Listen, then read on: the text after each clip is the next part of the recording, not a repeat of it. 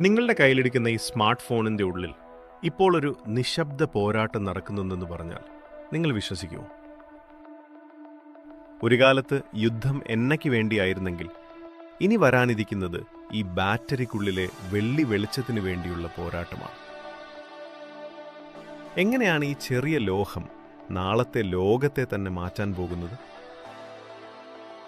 കഴിഞ്ഞ ഒരു നൂറ്റാണ്ടിലെ ലോക ചരിത്രം നമ്മളൊന്ന് പിന്നിലേക്ക് നോക്കിയാൽ അതിൽ നടന്ന പല വലിയ സംഘർഷങ്ങളിലും നിർണായക പങ്കുവഹിച്ച ഘടകങ്ങളിലൊന്നാണ് കറുത്ത സ്വർണം എന്ന് വിളിക്കപ്പെടുന്ന ക്രൂഡ് ഓയിൽ. ഇറാഖ് മുതൽ ലിബിയയും സിറിയയും വരെ നീളുന്ന സംഘർഷങ്ങളിൽ എണ്ണയുടെ നിയന്ത്രണമായിരുന്നു ആഗോള രാഷ്ട്രീയ ശക്തിയുടെ അടിസ്ഥാനം. എന്നാൽ ശ്രദ്ധിക്കുക, കളി മാറുകയാണ്. ലോകം ഒരു പുതിയ യുഗത്തിലേക്ക് പിച്ചുവെക്കുകയാണ്. തോക്കുകളിൽ നിന്ന് മിസൈലുകളിലേക്കല്ല, മറിച്ച് പെട്രോളിൽ നിന്ന് ലിഥിയം എന്ന ഈ പുതിയ വിഭവത്തിലേക്കാണ് ലോകം അതിൻ്റെ ശക്തിയുടെ ഉറവിടം മാറ്റുന്നത്.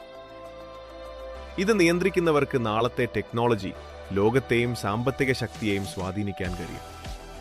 ഭാവിയിൽ എണ്ണയുടെ പ്രാധാന്യം കുറഞ്ഞേക്കാം. എന്നാൽ നിങ്ങളുടെ സ്മാർട്ട് ഫോണിൻ്റെയും നാളെ നിങ്ങൾ വാങ്ങാൻ പോകുന്ന ഇലക്ട്രിക് കാറിൻ്റെയും ഹൃദയമിടിപ്പായി മാറാൻ പോകുന്ന ഈ ലോഹത്തിന് വേണ്ടിയായിരിക്കും ഇനി ലോകരാജ്യങ്ങൾ കടുത്ത മത്സരത്തിലേക്ക് കടക്കുന്നത്. മിഡിൽ ഈസ്റ്റിലെ മണലാരണ്യങ്ങളിൽ തുടങ്ങിയ ആ പഴയ എണ്ണ രാഷ്ട്രീയം പോലെ തന്നെ ഇന്ന് ലിഥിയത്തെ ചുറ്റിപ്പറ്റി മറ്റൊരു തന്ത്രപരമായ മത്സരം ലോകത്ത് തുടങ്ങിക്കഴിഞ്ഞു. എന്താണ് ലിഥിയം? എന്തുകൊണ്ടാണ് ഇത് എണ്ണയേക്കാൾ അപകടകാരിയാകുന്നത്? ഇറാനും സൗദിയും ചൈനയും തമ്മിൽ ഈ മേഖലയിൽ നടത്തുന്ന ആ അദൃശ്യ നീക്കങ്ങൾ എന്തൊക്കെയാണ്? ദ തിങ്കിംഗ് മലയാളിയിലേക്ക് സ്വാഗതം. ലോകത്തിന്റെ സാമ്പത്തിക ഭൂപടവും വൻ ശക്തികളുടെ യുദ്ധതന്ത്രങ്ങളും മാറ്റിമറിക്കാൻ പോകുന്ന ലിഥിയം രാഷ്ട്രീയത്തെക്കുറിച്ചാണ് ഇന്ന് നമ്മൾ ചർച്ച ചെയ്യുന്നത്. നമുക്കിതിന്റെ സയൻസ് ഒന്ന് ലളിതമായി പരിശോധിക്കാം. ആവർത്തന പട്ടികയിലെ മൂന്നാമത്തെ മൂലകമാണ് ലിഥിയം. പ്രപഞ്ചത്തിലെ ഏറ്റവും ഭാരം കുറഞ്ഞ ലോഹം. അതായത് നിങ്ങൾക്കൊരു കത്തി ഉപയോഗിച്ച് മുറിക്കാൻ പറ്റുന്നത്ര മൃദുവായൊരു വെള്ളി നിറത്തിലുള്ള ലോഹം. എന്നാൽ ഇതിന്റെ ശക്തി ഇരിക്കുന്നത് അതിന്റെ ഭാരക്കുറവിലല്ല, മറിച്ച് അതിന്റെ ഇലക്ട്രോൺ നെഗറ്റിവിറ്റിയിലാണ്. ലിഥിയം അയോൺ ബാറ്ററികൾ എങ്ങനെയാണ് പ്രവർത്തിക്കുന്നതെന്ന് ചിന്തിച്ചിട്ടുണ്ടോ? ലിഥിയം ആറ്റങ്ങൾ അവയുടെ ഇലക്ട്രോണുകളെ വിട്ടുകൊടുക്കാൻ എപ്പോഴും തയ്യാറാണ്. ഈ ഇലക്ട്രോണുകളുടെ ഒഴുക്കാണ് നിങ്ങളുടെ ഫോണിനെ ചാർജ് ചെയ്യുന്നതും പ്രവർത്തിപ്പിക്കുന്നതും. വെറും 30 കിലോഗ്രാം ലിഥിയം ഉണ്ടെങ്കിൽ ഒരു ഇലക്ട്രിക് കാറിനെ 400 കിലോമീറ്റർ ദൂരം പറപ്പിക്കാൻ സാധിക്കും. പെട്രോളിന് പകരമായി ഇന്ന് ലോകം ഇലക്ട്രിക് വിപ്ലവത്തിലേക്ക് മാറുമ്പോൾ ലിഥിയം എന്നത് വെറും ഒരു ലോഹമല്ല, അത് ലോകത്തിന്റെ പുത്തൻ ഇന്ധനമാണ്. പെട്രോൾ ഇല്ലാതെ ലോകം നിലക്കില്ല എന്ന് ഒരു കാലത്ത് പറഞ്ഞിരുന്നതുപോലെ ലിഥിയം ഇല്ലാതെ നാളത്തെ ലോകത്തിന് മുന്നോട്ടുള്ള യാത്ര അത്ര എളുപ്പമാവില്ല. ദശകങ്ങളായി എണ്ണ വിറ്റ് സമ്പന്നരായ സൗദി അറേബ്യ ഉൾപ്പെടെയുള്ള മിഡിൽ ഈസ്റ്റ് രാജ്യങ്ങൾക്ക് ഒരു യാഥാർത്ഥ്യം ഇന്ന് കൃത്യമായി അറിയാം. എണ്ണയുടെ ആധിപത്യം അവസാനിക്കുകയാണ്. 2050 ആകുമ്പോഴേക്കും ലോകത്തെ ഭൂരിഭാഗം വാഹനങ്ങളും ഇലക്ട്രിക് കരുത്തിലേക്ക് മാറുമെന്ന് അവർ തിരിച്ചറിയുന്നു. ഈ വെല്ലുവിളിയെ അതിജീവിക്കാനാണ് മുഹമ്മദ് ബിൻ സൽമാൻ വിഷൻ 2030 എന്ന പദ്ധതിക്ക് രൂപം നൽകിയത്. സൗദി അറേബ്യ ഇപ്പോൾ ചെയ്യുന്നത് എന്താണെന്നറിയാമോ? ഓസ്ട്രേലിയയിലും ആഫ്രിക്കയിലുമുള്ള ഖനന കമ്പനികളിൽ ശതകോടികളാണ് അവർ നിക്ഷേപിക്കുന്നത്. ലക്ഷ്യം വ്യക്തമാണ്: ലോകത്തെ ഏറ്റവും വലിയ ലിഥിയം റിഫൈനിംഗ് ഹബ്ബായി സൗദിയെ മാറ്റുക. എണ്ണയുടെ കാലം കഴിഞ്ഞാലും ആഗോള ഊർജ്ജ വിപണിയിലെ തങ്ങളുടെ ആധിപത്യം തുടരണമെന്ന കാര്യത്തിൽ അവർക്ക് വ്യക്തമായ കാഴ്ചപ്പാടുണ്ട്. ഇതിനായി പടിഞ്ഞാറൻ രാജ്യങ്ങളുമായും ചൈനയുമായും ഒരേ സമയം തന്ത്രപരമായ ചർച്ചകളാണ് അവർ നടത്തിക്കൊണ്ടിരിക്കുന്നത്. എന്നാൽ ഈ ലിഥിയം വേട്ടയ്ക്കിടയിൽ ലോകത്തെ അമ്പരപ്പിച്ചുകൊണ്ടാണ് ഇറാൻ ആ പ്രഖ്യാപനം നടത്തിയത്. തങ്ങളുടെ ഹമദാൻ പ്രവിശ്യയിൽ 8.5 ദശലക്ഷം ടൺ ലിഥിയം നിക്ഷേപം കണ്ടെത്തിയെന്ന് അവർ അവകാശപ്പെട്ടു. ഈ അവകാശവാദം പൂർണ്ണമായും സ്ഥിരീകരിക്കപ്പെടുകയാണെങ്കിൽ ലോകത്തിലെ ഏറ്റവും വലിയ ലിഥിയം ശേഖരമുള്ള രാജ്യങ്ങളിലൊന്നായി ഇറാൻ മാറും.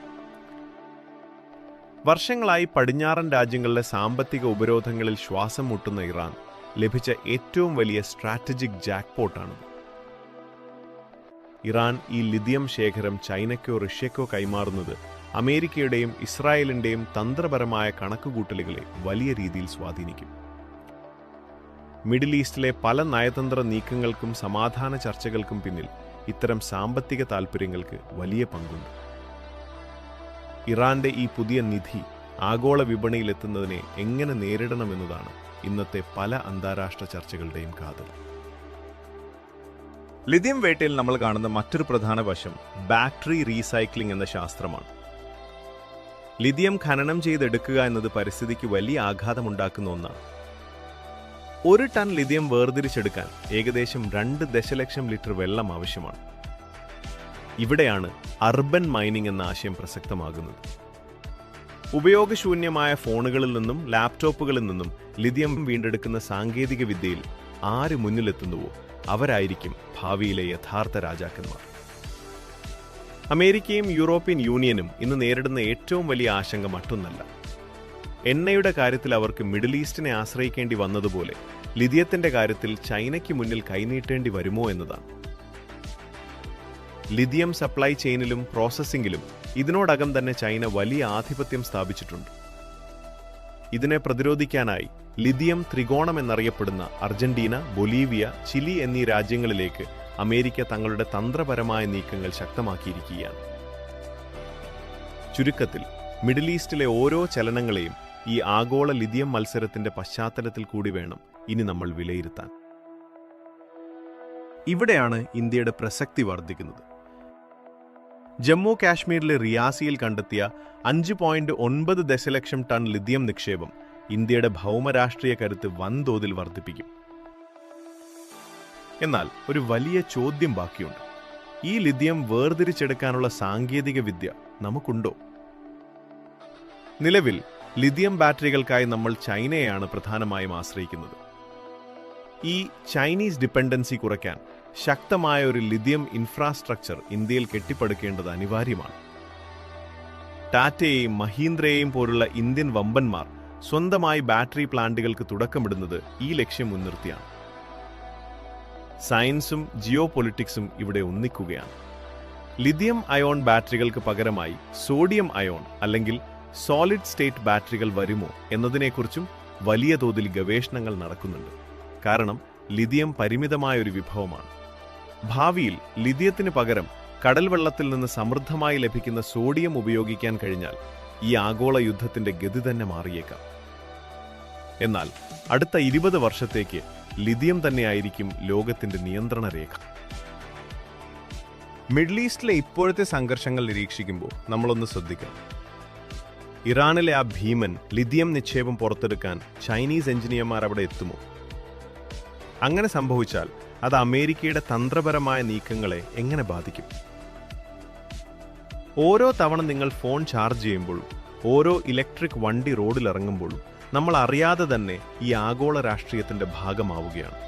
കാരണം നിങ്ങളുടെ കയ്യിലെ ഫോണിന് പിന്നിൽ ഒരു രാജ്യത്തിന്റെ ഭാവിയും ഒരു വലിയ വിഭവ യുദ്ധത്തിന്റെ കഥയുമുണ്ട്. പക്ഷേ ഈ ഓട്ടത്തിൽ എല്ലാവരേക്കാളും മുന്നിൽ നിൽക്കുന്നത് ചൈനയാണ്. ഇന്ന് ലോകത്തെ ലിഥിയം പ്രോസസ്സിംഗിന്റെ 60% നിയന്ത്രിക്കുന്നത് അവരാണ്. ആഫ്രിക്കയിലും തെക്കേ അമേരിക്കയിലും വർഷങ്ങൾക്ക് മുൻപേ തങ്ങളുടെ സ്വാധീനം ഉറപ്പിച്ച ചൈന ഇനി ലക്ഷ്യമിടുന്നത് അഫ്ഗാനിസ്ഥാനെയാണ്.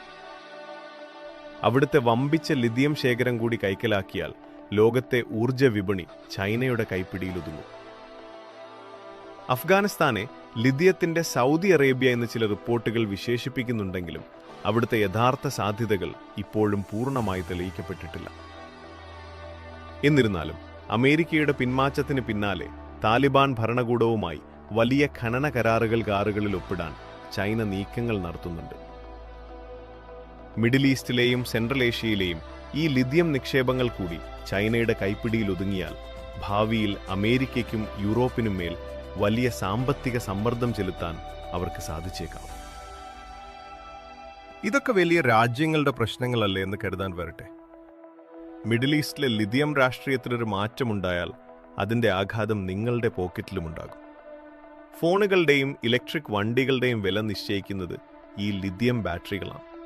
അതുകൊണ്ട് തന്നെ ലോകത്തിന്റെ ഏതോ കോണിൽ നടക്കുന്ന ഈ വിഭവ യുദ്ധം യഥാർത്ഥത്തിൽ നിങ്ങളെയും ബാധിക്കുമെന്ന്. ഈ ഓട്ടത്തിൽ ഇന്ത്യയുടെ സ്ഥാനം എവിടെയാണ്? ഭാഗ്യവശാൽ ജമ്മു കാശ്മീരിലും കർണാടകയിലുമായി നമ്മൾ ലിഥിയം നിക്ഷേപങ്ങൾ കണ്ടെത്തിക്കഴിഞ്ഞു. ഇത് ശരിയായ രീതിയിൽ ഖനനം ചെയ്ത് ബാറ്ററി നിർമ്മാണത്തിനായി ഉപയോഗിക്കാൻ സാധിച്ചാൽ എണ്ണ ഇറക്കുമതിക്കായി നമ്മൾ പുറത്തേക്ക് ഒഴുക്കുന്ന ലക്ഷക്കണക്കിന് കോടി രൂപ ലാഭിക്കാൻ ഇന്ത്യക്ക് കഴിയും. ഇത് രാജ്യത്തിന്റെ സാമ്പത്തിക ഭാവിയെ മാത്രമല്ല, ഇന്ധനവില കുറയുന്നതിലൂടെ നിങ്ങളുടെ ഓരോരുത്തരുടെയും കുടുംബ ബജറ്റിനെയും നേരിട്ട് ബാധിക്കുന്ന കാര്യമാണ്. ചുരുക്കത്തിൽ ലോകം അതിന്റെ ആയുധം മാറ്റുകയാണ്. അത് തോക്കുകളിൽ നിന്ന് മിസൈലുകളിലേക്കല്ല, മറിച്ച് പെട്രോളിൽ നിന്ന് ലിഥിയത്തിലേക്കാണ്.